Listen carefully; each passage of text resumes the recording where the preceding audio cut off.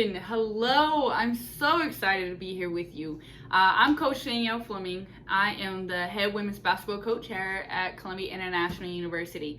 And I'm so excited to see you all back on campus. I'm so excited to see and meet you all, new faces.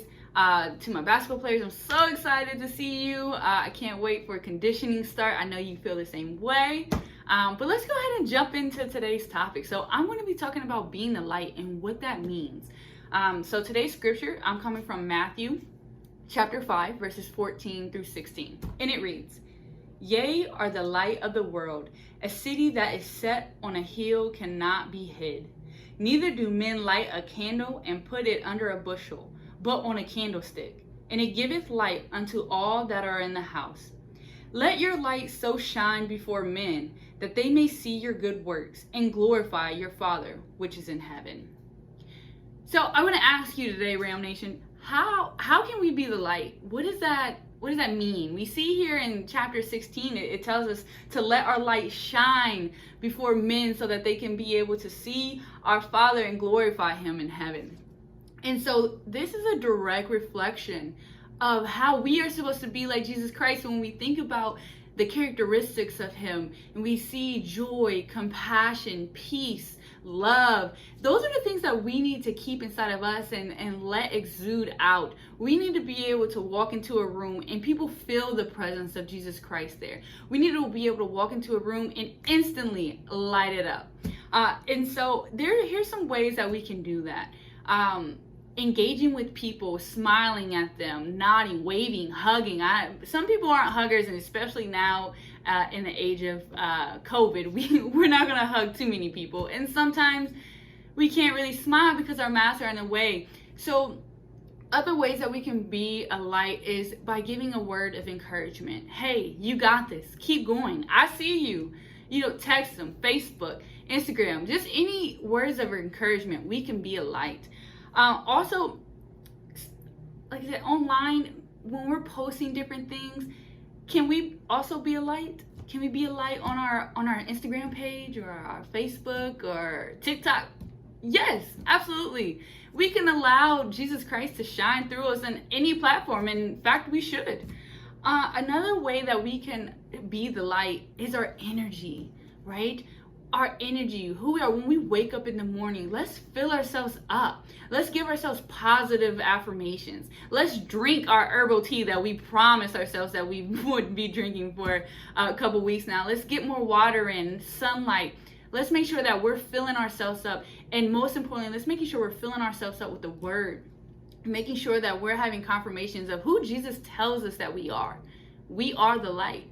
And so when we have energy, when we step into a room or we step into a place, they should be able to feel the Spirit of Christ walk into the room who dwells in you.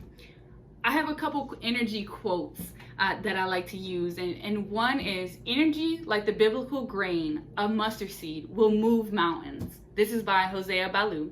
And another quote is, "The world belongs to the energetic." Ralph Waldo Emerson. I believe that to be so true. Everything you do should have energy. Be energetic. Now I understand that sometimes we don't really feel like being the light, or we don't really feel like being energized.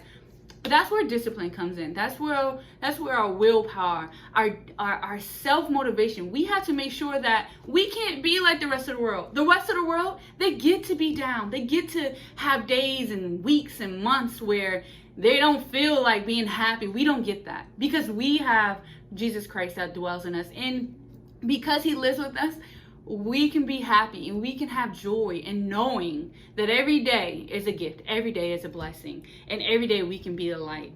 And so my next thing is, how can we go through life when people and things are constantly trying to steal our light, to constantly bring us down? And one of the things I kind of said earlier was, remind yourself daily. Wake up. Take a moment to pray. Take a moment to read your word. Take a moment to affirm yourself that, hey, I'm beautiful, I'm smart, I can do this. I have things that I have to accomplish in a day, and Lord, help me do that. I'm strong. Tell yourself that. And when you start telling yourself this over and over, guess what's going to happen? You're going to start to believe it. our body will go where our mind tells us to.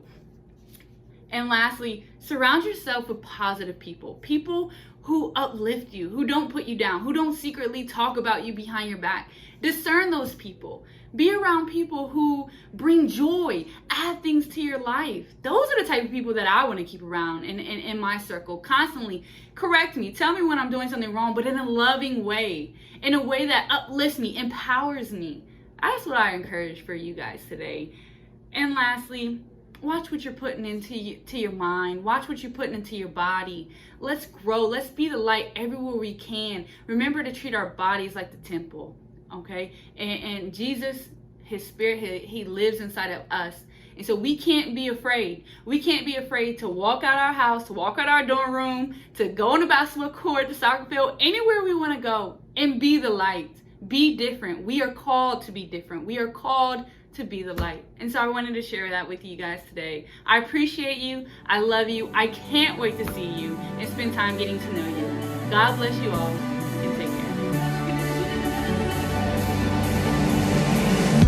Salvation sounds a new beginning. As distant hearts begin believing.